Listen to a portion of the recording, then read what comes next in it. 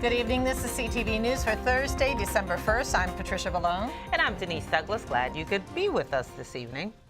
Well, the call for County Council member Mel Franklin to step down continues. The group Progressive Maryland presented a letter to the council today. The executive director, Larry Stafford, says Franklin needs to be held accountable for the DUI and other charges against him.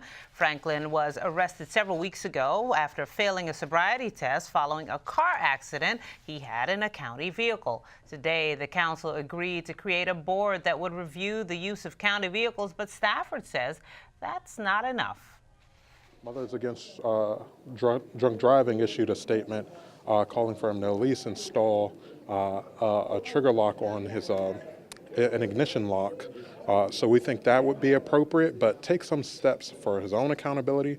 But in this case, you know, I think what we saw today is that the council, while we appreciate the action of a review board to look at the policy around cars, there's no reason that council members should be using county government cars for non-county government business. The council has taken some actions today to take a look at our policies as a council, to take a look at the policies that we apply to take-home vehicles, and that's what you saw put forth in our resolution.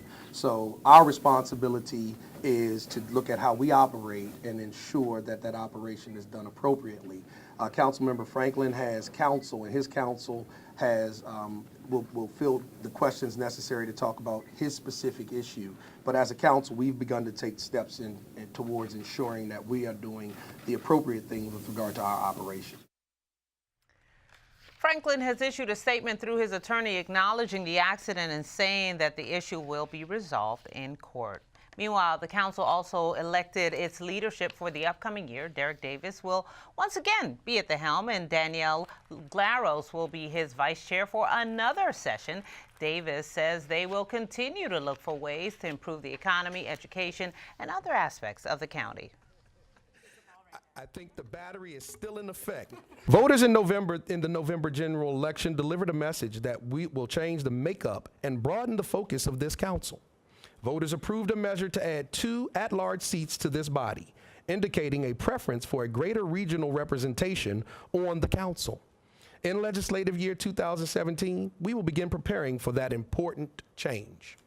Reviewing the county council and district council's rules of procedure remains a priority for us. During the 2016 session, the council approved legislation updating how we operate. This was the first major review of these procedures in nearly 20 years, but the council has now adopted the practice, and this is going to be an ongoing process. The council will be on break until January 9th. Well, the countdown is underway. We are just 2 days away from the grand opening of the long-awaited casino and resort at National Harbor. And as Byron Scott reports, officials say traffic and safety are the big issues. We're looking very forward to the 8th. It's been a long time coming. Officials with MGM National Harbor say they're excited and ready to go. The infrastructure is virtually complete that we have been talking about now for months, which is really a 16-point program of expansion of the roadways and signage. The roadways coming into National Harbor have been expanded to a 4th lane. That is now complete. Signage that goes along with those redirections and new signage into the property. Now the property will be completed by tomorrow, 1 day before. Officials updated media on last-minute touches that are being made to the resort. They also showed us the unified command center. Banks of television screens that you would see in any sophisticated command center. In this one room, and there's 2 of them, there are easily 9 different venues for information. This one's primarily devoted to traffic. Another command center looks at downtown National Harbor and will eventually have a link to cameras at the casino. That is a huge investment. Tens of millions of dollars have been spent for this entire community of National Harbor, including MGM. And our investment in that as the police department for Prince George's County is to partner with all those entities to provide resources and to provide a safe environment. There has been a lot of talk about impact of traffic on area residents who live near the resort. Recently, police tested out traffic patterns. We were not satisfied with the flow, and we had a plan that existed previously where we would stop traffic and allow it to cross and stop and go and those sort of things, and it created congestion by virtue of the plan. So now we have a plan that allows traffic to just flow in and flow out, one direction on all streets. Police are asking for patience, saying it will take several days before everything falls into a natural rhythm. But as with every plan, as soon as you actually engage, it's time to start altering that plan and making it better.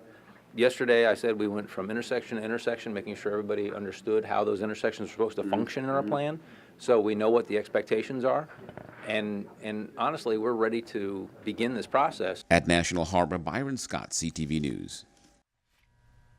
And MGM officials say they're still working on some paving and striping issues, but it will all be done come Thursday. Well, 2 Maryland state troopers are struck by an impaired driver, marking the 37th time this year that a trooper was hit while on the job. It happened about 7 p.m. last night, and state police say Thomas Davis and Matthew Millich were on the scene of a traffic accident on northbound 301 near Smallwood Drive. That's when Ruth Runyon of La Plata allegedly failed to obey the move-over law and hit the officers. At a mock crash event last week, state police talked about the importance of the law. There's a clear purpose behind the move-over law, and that's to protect the safety of the police officers and the firefighters and the tow operators across the state. To protect the safety. Simple as that. The intent is to create a safety barrier for the troopers and police officers out there working. Please slow down and just simply move over.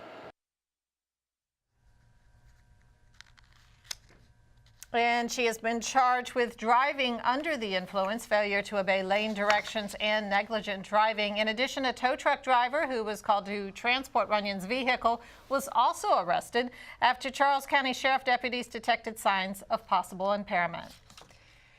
A man is dead and another is still in the hospital after 2 separate shootings last night. Police say they were called to the 4100 block of Southern Avenue in Capitol Heights and found a man suffering from multiple gunshot wounds. He is still in critical condition. Soon after, officers responded to the 3200 block of Curtis Drive in Temple Hills and found again another man, this time with upper body injuries. The victim is 26-year-old Michael Roberts. He later died at the hospital. Anyone with information on either incident is asked to contact Crime Solvers 1-866-411-TIPS. You're watching CTV News. I'm Denise Douglas. And I'm Patricia Malone. Up